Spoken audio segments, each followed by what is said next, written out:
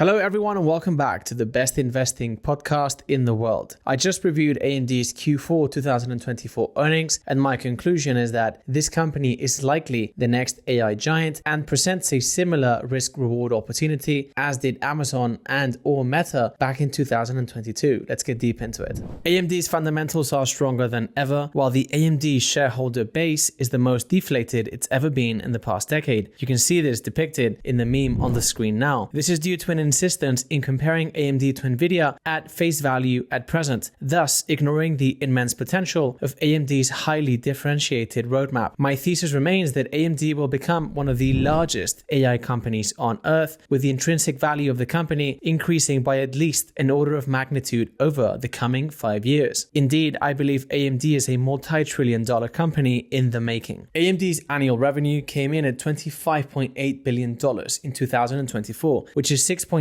times higher than in 2015. This growth has largely been the result of partnering with big customers and working with them closely to deliver the best CPUs possible. The key enabler of these partnerships has been AMD's Chiplet platform, which enables AMD to iterate its products faster than usual. Over the long term, the close collaboration, coupled with the speedy iteration of their products, tends to equate to much higher revenue and margins. In the graph below, you can see how revenue and gross margins have increased in tandem since 2015, driving much of the now distant enthusiasm for AMD stock. AMD's recent extraordinary fundamental progress is not actually visible in the numbers yet. In 2024, however, AMD has created the foundation for its AI GPU business to follow a similar progression over the coming 5 years, except that revenue growth will likely be far more explosive. In 2024, AMD has created close ties with Meta, Oracle, and Microsoft, which are getting increasingly comfortable with AMD's technology. The odds of AMD's AI GPU business growing exponentially from here are meaningful, as it continues to run the same playbook it has executed to grow its CPU business. Every quarter, I see select hyperscalers leaning in further into AMD's AI GPUs, thus incrementally validating AMD's strategy. As I have highlighted in the past, Meta runs all Llama inferences exclusively on AMD's MI300X, which Lisa reiterated during the Q4 2024 earnings call.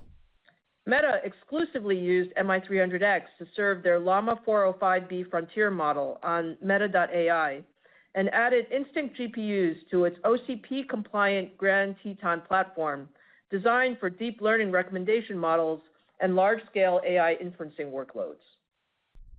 Much of the deflation of the AMD shareholder base comes from believing that AMD could take much share in the AI GPU market quickly. While it's true that technology in general is prone to rapid shifts, the semiconductor business still very much relies on interpersonal dynamics. Before a company commits to a certain semiconductor company, trust has to be built, and this takes time. Regardless, the progress in 2024 has been fantastic. Data center revenue for AMD has exploded from $0.8 billion in Q2 2021 to $3.9 billion in Q4 2024. That's a 4.9x increase in just 3.5 years. The rapid progression of AMD's fundamentals depicted in the graph below is hard to reconcile with the pessimism surrounding the stock at present. Data center revenue is growing exponentially and AMD's technology roadmap is getting stronger, which promises to further accelerate growth. The thing that most caught my attention during AMD's Q4 2024 earnings call is Lisa's mention of AMD successfully using ROCm, their software which is equivalent to CUDA, to carry out several at-scale deployments with hyperscalers. We have also successfully ramped large-scale production deployments with numerous customers using ROCm, including our lead hyperscale partners.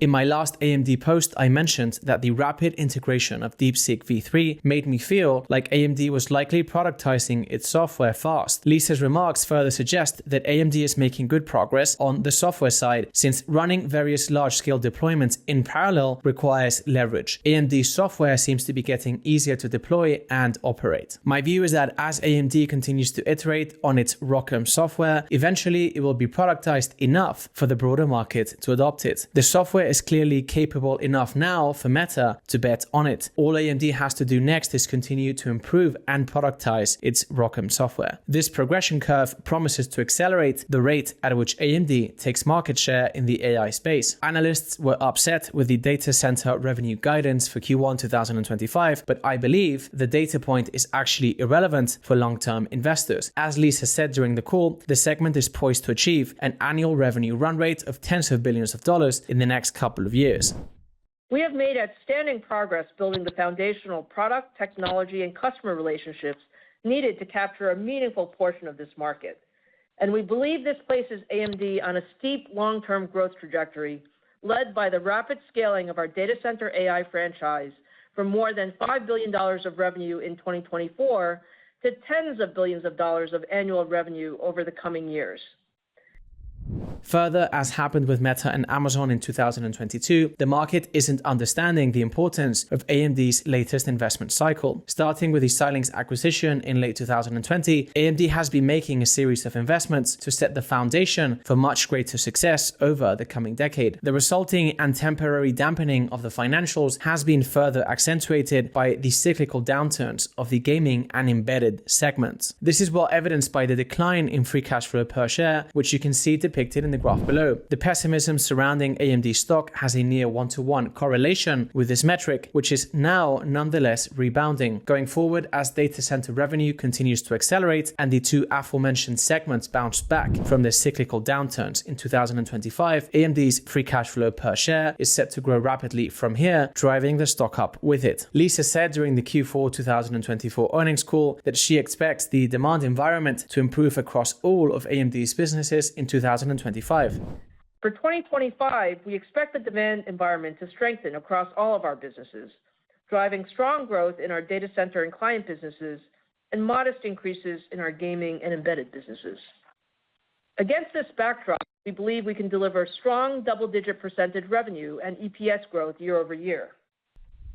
The rebounding free cash flow per share thus presents a considerably asymmetric scenario. As happened with Amazon and Meta, the market is erroneously extrapolating the temporary financial weakness. We also saw the market do this recently with Netflix, and in general, over a sufficiently long period of time, the market always finds compelling reasons to sell extraordinary companies at a discount. Additionally, AMD's long-term upside is about much more than the AI GPU business and/or the rebounding gaming and embedded segments. As I have explained previously, AMD's chiplet architecture gives it a unique advantage in the emerging inference market, which promises to be orders of magnitude bigger than the training market. Additionally, AMD's Xilinx acquisition is paving the way to an uncontested $200 billion a year AI at the edge business, as the recent deal with SpaceX demonstrates. Simultaneously, AMD's AI PC business is taking off, with AMD CPUs being number one in the market across the board. Client segment revenue came in at a record $2.3 billion in Q4 2024,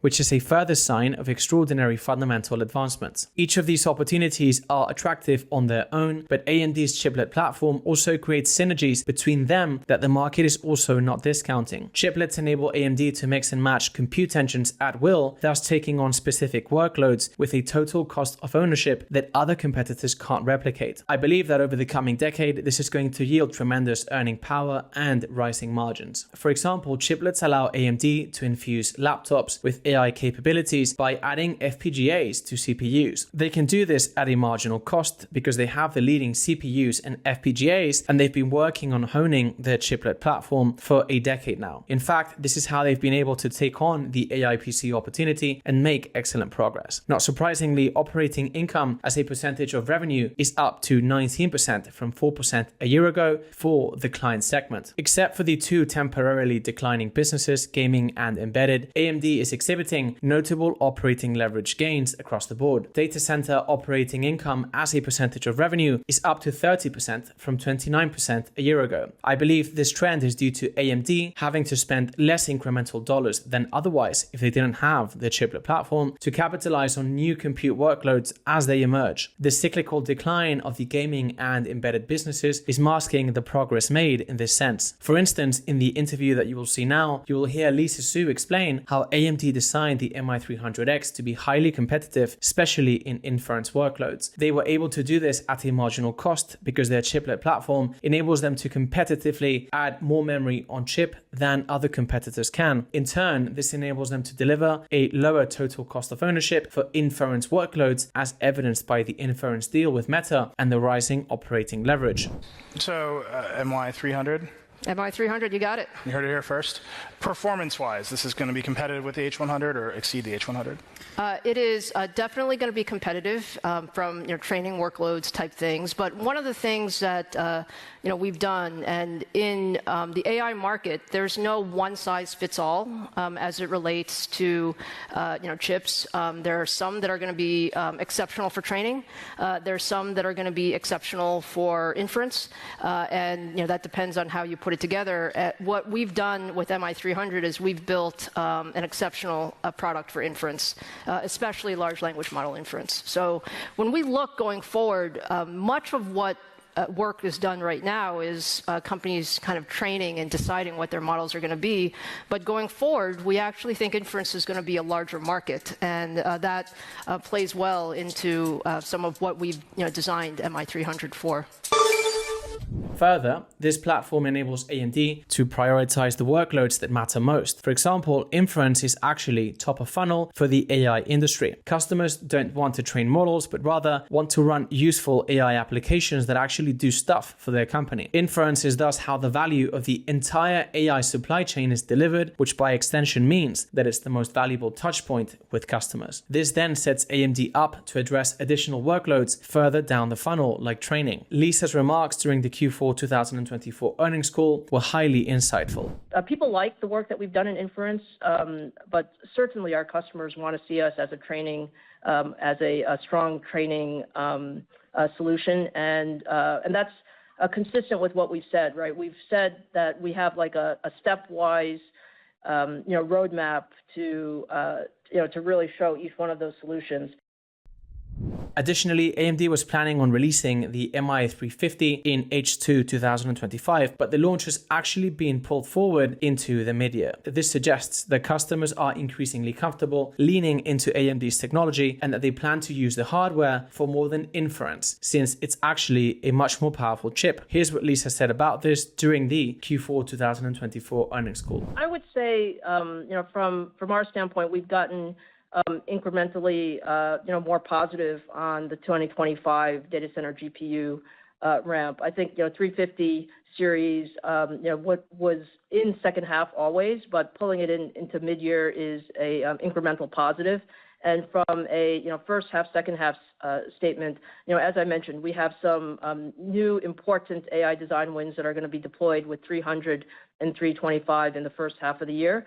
But with 350 series, we end up with more content. I mean, it's a more powerful GPU. ASPs go up, and you would expect larger deployments that include training and inference in that time frame. So the shape is similar to what we would have expected before. All of this is why AMD's roadmap has far more upside than the market currently believes. It positions AMD to pursue numerous businesses worth hundreds of billions of dollars at a marginal cost in a way that's increasingly harder for competitors to replicate. In the Q4 earnings report, I see considerable data points in favor of this thesis. The deals with some of the most powerful AI companies on earth point to the competitive nature of AMD's products, and the rising operating leverage is testament to the versatility of the platform. I believe AMD is doing fine, while AMD shareholders are discouraged by the confluence of various narratives, which have been further accentuated by the aforementioned cyclical downturns. At present, my original AMD investment is up over 25x, but just a year ago, it was actually up over 50x. I believe that soon enough, it will evolve to be my first 100x investment ever, as the power of AMD's tech roadmap begins to show up in the financials. And so now is a great moment to explain the meme that you see on the screen now, which I posted in the past week on X, and you can basically see AMD shareholders sinking, and you can see me on a little boat floating in the ocean. And so this doesn't actually mean that AMD as a company is sinking, but rather that the psyche of AMD shareholders has been sinking. And in this way, I was wanting to communicate the fact that I see fundamentals doing very well, while I think the psyche of the shareholders is perhaps not as robust. All right, so that's it for today. Thank you very much for joining me. As always, if you enjoyed this, can you please share this with one friend? These deep dives are for free, and so the only way this grows is with your help. Thank you very much in advance. Take care, and until next time.